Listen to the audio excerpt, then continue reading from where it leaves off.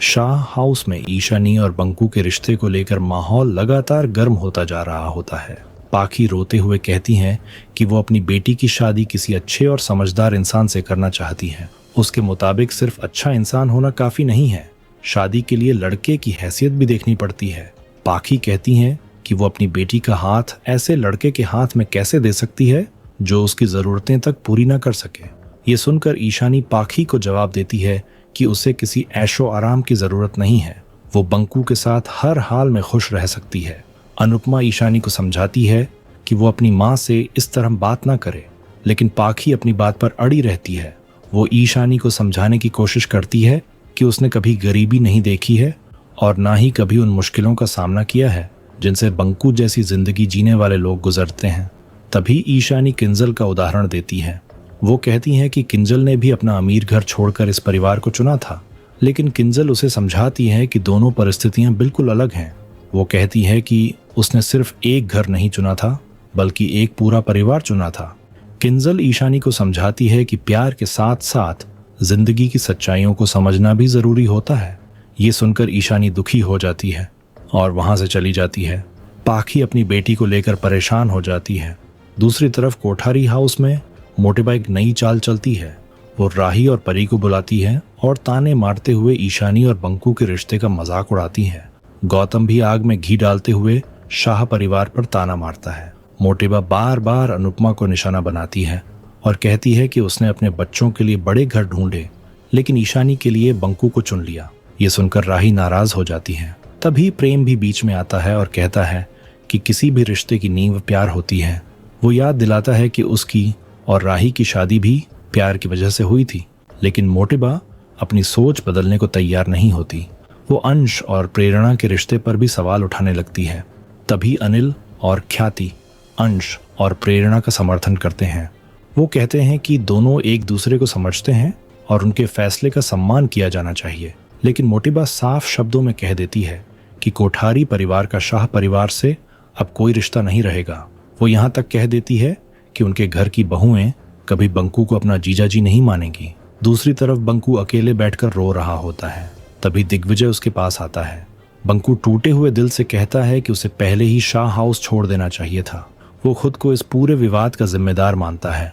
उसे सबसे ज्यादा चिंता ईशानी की होती है। वो कहता है कि वो अनुपमा, दिग्विजय और ईशानी को परेशान नहीं देख सकता।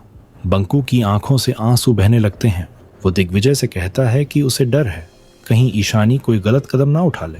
वो मानता है कि कब ईशानी उसके लिए इतनी खास बन गई उसे खुद भी पता नहीं चला। बंकू कहता है कि अगर ईशानी को कुछ हो गया तो वो खुद को कभी माफ नहीं कर पाएगा। दिग्विजय उसे समझाता है कि प्यार और शादी दोनों अलग बातें हैं। प्यार कब हो जाए ये किसी को नहीं पता चलता, लेकिन शादी का फैसला हमेशा सोच समझ कर लेना पड़ता है। वो बंकू से कहता है कि अगर वो सच में ईशानी से प्यार करता है तो उसे खुद को उसके लायक बनाना होगा और उसके भविष्य की जिम्मेदारी उठाने लायक भी बनना होगा। दिग्विजय की बात सुनकर बंकू इमोशनल हो जाता है। वो कहता है कि प्यार उसके लिए किसी हादसे से कम नहीं है, खासकर एक गरीब इंसान के लिए ये हादसा और भी बड़ा होता है। बंकू कहता है कि उसे अपनी जान की परवाह नहीं है, लेकिन वो किसी भी कीमत पर ईशानी को दुखी या घायल नहीं देख सकता। दूसरी ओर ईशानी अपने कमरे में बैठी गहरी सोच में खोई होती है। तभी अंश वहां आता है और उससे बंकू के बारे में पूछता है। ईशानी बिना किसी झिझक के कहती है कि आज पूछ लो, कल पूछ लो या 1 साल बाद पूछ लो, उसका जवाब नहीं बदलेगा। वो सच में बंकू से प्यार करती है। ईशानी कहती है कि सबको लग रहा है कि वो सिर्फ इमोशंस में बहकर फैसला ले रही है, लेकिन ऐसा नहीं है। अब वो पहले वाली बचकानी ईशानी नहीं रही। तभी राही, माही और परी भी वहां आ जाती हैं। राही कहती है कि उसे खुशी है कि ईशानी अपने फैसले को लेकर इतनी क्लियर है। माही भी उसका साथ देती है और कहती है कि अगर ईशानी कह रही है कि वो बंकू से प्यार करती है तो जरूर उसका प्यार सच्चा होगा। हालांकि परी अपनी चिंता जताते हुए कहती है कि प्यार के साथ साथ भविष्य के बारे में सोचना भी जरूरी है। इसके बाद राही ईशानी को समझाती है कि प्यार होना एक बात है, लेकिन उस रिश्ते को जिंदगी भर निभाना दूसरी बात है। माही भी अपने अतीत को याद करते हुए कहती है कि उसने भी जल्दबाजी में गौतम से शादी के फैसले लिए थे और बाद में उसका परिणाम अच्छा नहीं निकला। इसलिए वो चाहती है कि ईशानी कोई भी फैसला सोच समझ कर ले। ईशानी सबकी बातें ध्यान से सुनती है और कहती है कि उसने अपने आसपास के लोगों की जिंदगी से बहुत कुछ सीखा है। उसने अपनी माँ को संघर्ष करते देखा है, उसने दूसरों के रिश्तों की मुश्किलें भी देखी हैं।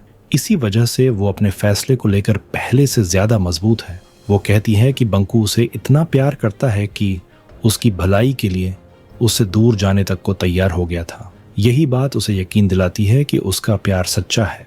ईशानी आगे कहती है कि बंकू मेहनत कर रहा है और पढ़ाई भी कर रहा है। वो खुद भी मेहनत करेगी और दोनों मिलकर अपनी जिंदगी बनाएंगे। ये सुनकर राही, माही और परी इमोशनल हो जाती हैं और उसे गले लगा लेती हैं। इसके बाद राही कहती है कि चाहे ईशानी जो भी फैसला ले वो हमेशा उसके साथ रहेंगे, लेकिन फिर भी वो चाहती है कि ईशानी एक बार और सोच ले। इसी दौरान राही बार बार अंश की तरफ देखती रहती है। अंश पूछता है कि वो उसे ऐसे क्यों देख रही है।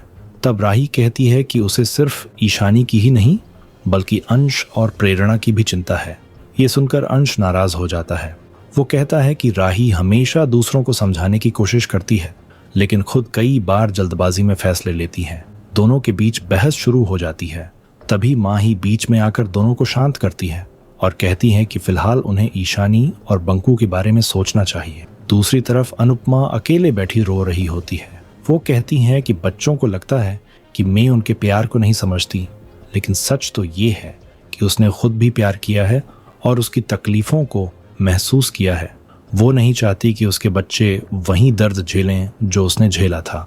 तभी दिग्विजय वहां खाना लेकर आता है।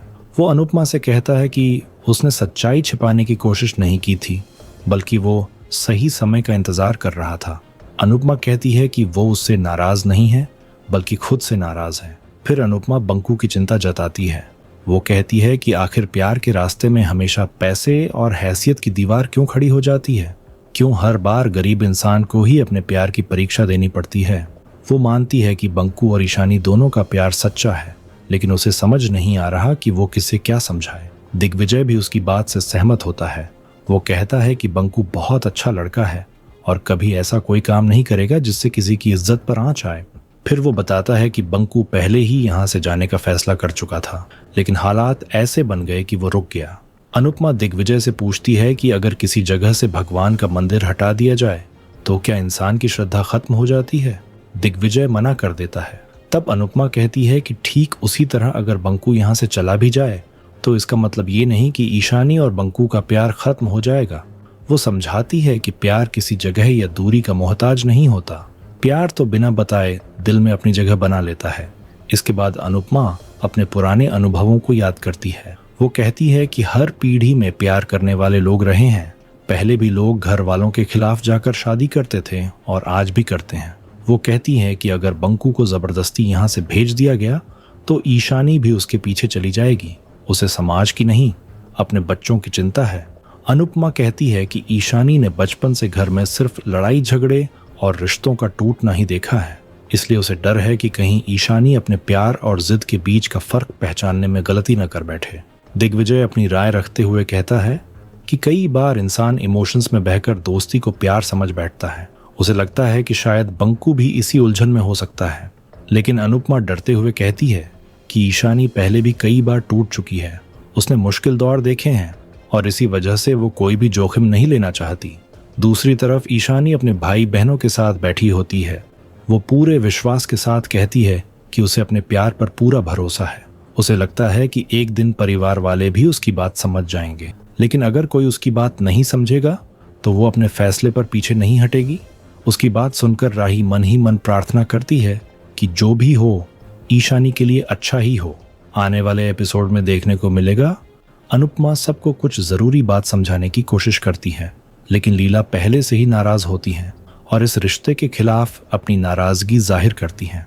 तभी अचानक पाखी वहां पहुंचती है। वो सबके सामने ऐलान करती है कि अब वो अकेली नहीं है और उसके साथ मोटिब्बा भी खड़ी हैं। ये सुनकर पूरा परिवार हैरान रह जाता है। मोटिब्बा आते ही अनुपमा पर सवाल उठाने लगती है। अब पूरा शाह हाउस दो हिस्सों में बंट चुका होता है।